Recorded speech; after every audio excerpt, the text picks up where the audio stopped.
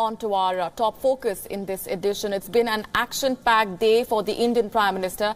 Having landed in Indonesia last evening, Prime Minister Narendra Modi's official engagements began today. This is the first leg of his three-nation tour to East Asia, which also takes him to Malaysia and Singapore to further boost India's Act East policy.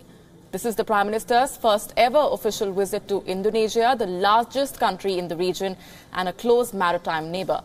And that's not the only first. Taking their relationship to new heights, Prime Minister Narendra Modi and the Indonesian President Joko Widodo flew kites as part of the first joint kite exhibition themed on India's largest epics, Ramayana and Mahabharata, followed by a visit to some of the most prominent sites in the Indonesian capital, interspersed with crucial talks. This report getting you through the highlights of the Prime Minister's first day of his Indonesia visit.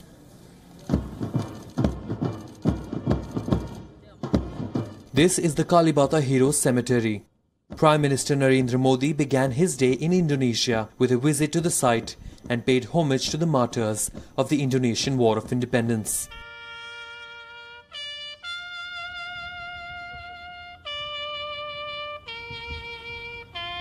After laying wreath at the memorial in South Jakarta, Prime Minister Modi was officially welcomed by the Indonesian President Joko Widodo.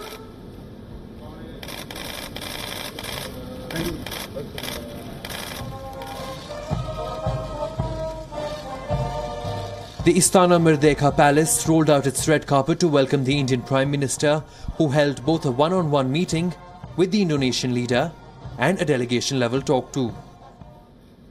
Both nations agreed to cooperate on a wide gamut of issues, terrorism being the primary one. Prime Minister Modi condemned recent terror strikes in the island nation, calling for a need to tackle extremism with urgency. The two leaders signed 13 memoranda of understanding on issues ranging from trade, culture, science to maritime security. After a promising round of deliberations, the two leaders let their hair down. Prime Minister Narendra Modi and President Widodo flew kites. The occasion was the inauguration of a kite festival along the theme of Indian mythologies.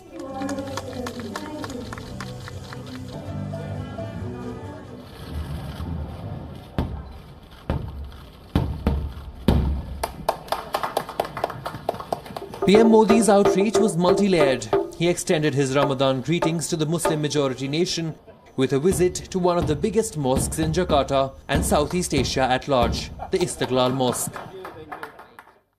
The Indian Prime Minister had his Madison moment in the Indonesian capital when thousands turned up to hear him at the Jakarta Convention Centre. Indonesians were in for a sweet surprise when Prime Minister Modi announced a 30-day free visa scheme for citizens of the country. Indonesia के नागरिकों के लिए 30 दिन के लिए भारत यात्रा के निःशुल्क वीजा की व्यवस्था की जा रही है.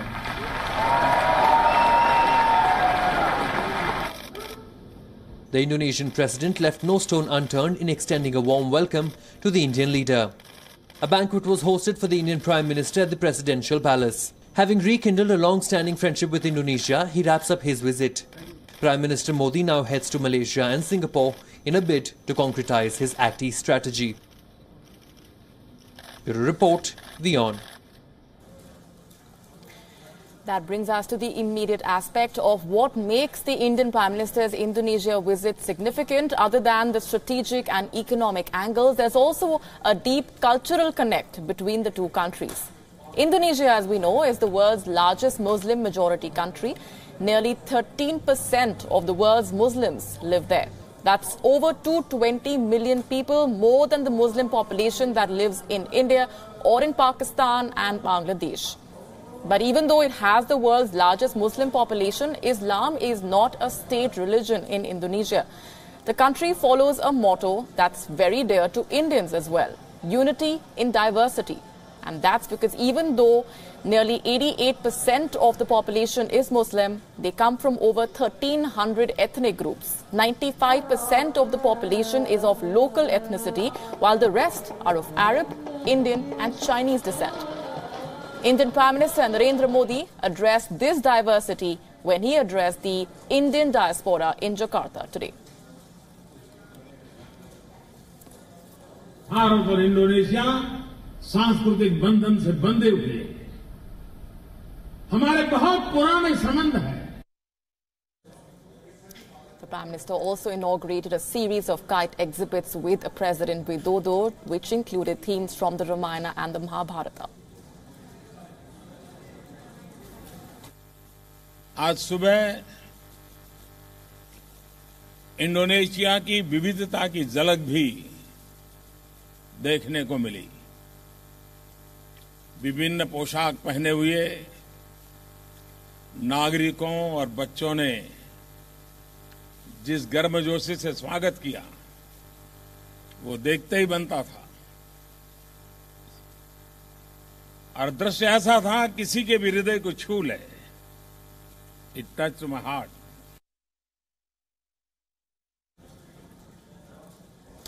In fact, in all the 54 countries that the Indian Prime Minister has visited since he assumed charge, Indonesia is the most diverse nation, even though it has Muslims and as majority. This is a country which does not treat Hindus as minority, but in fact celebrates Hindu cultural motifs.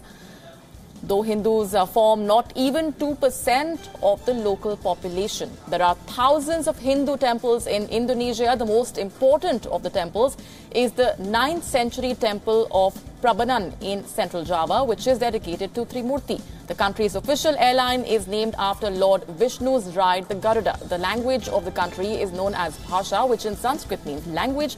And there are a number of Sanskrit-inspired words, such as Grihapurnayod, which means a pensioner. Some accounts link the island of Bali to Samudra Manthan, mentioned in the Puranas. Puppet shows inspired by Hindu epics, the Ramayana and Mahabharata, are still very popular in Indonesia. The country has issued scores of stamps on the Ramayana and the Mahabharata, and there is Sarayu River in Java, just as Sarayu in Ayodhya in India. And take a look at this. This is an Indonesian currency note. It's the 20,000 rupiah that was issued in 1999. It has an image of the Hindu god Ganesha on it. And now that's because Ganesha is worshipped as the god of education in this country. The note also carries a picture of the country's first education minister, Ki Hajar Devantara, whose birth date is celebrated as the National Education Day there.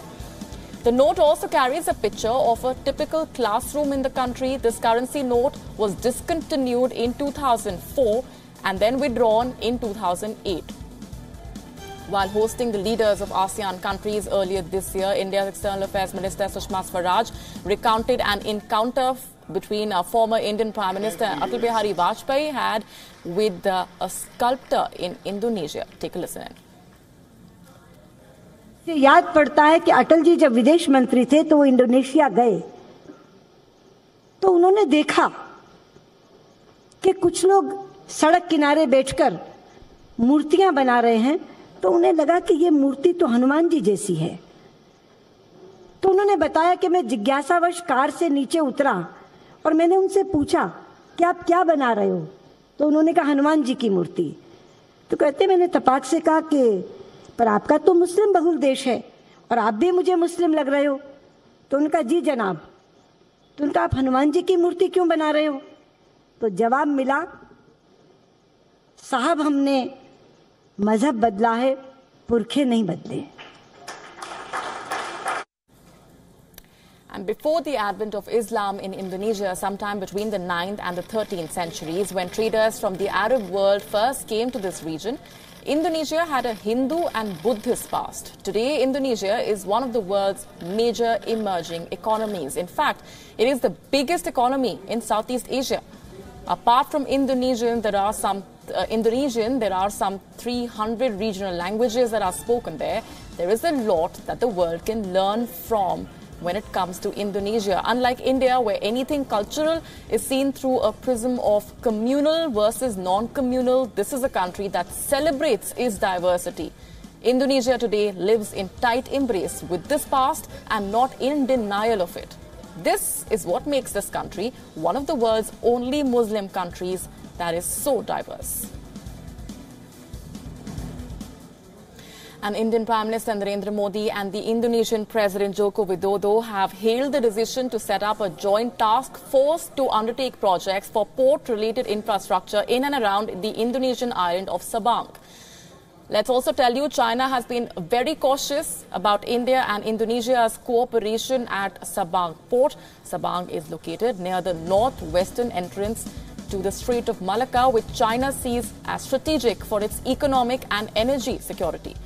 The two nations also agreed to work towards promoting sea tourism by improving connectivity between Sabang Island in Indonesia and Port Blair, as well as Havelock Island in Andaman, for promotion of sail tourism, cruise ships, marine adventure sports, diving and wellness tourism.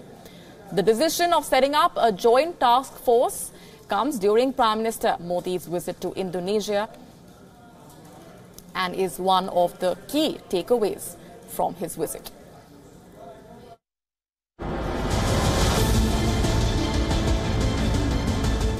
Prime Minister Modi visits Indonesia.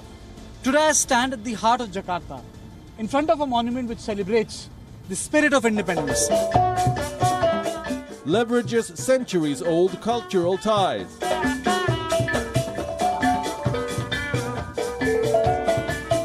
Boosts strategic ties with Jakarta.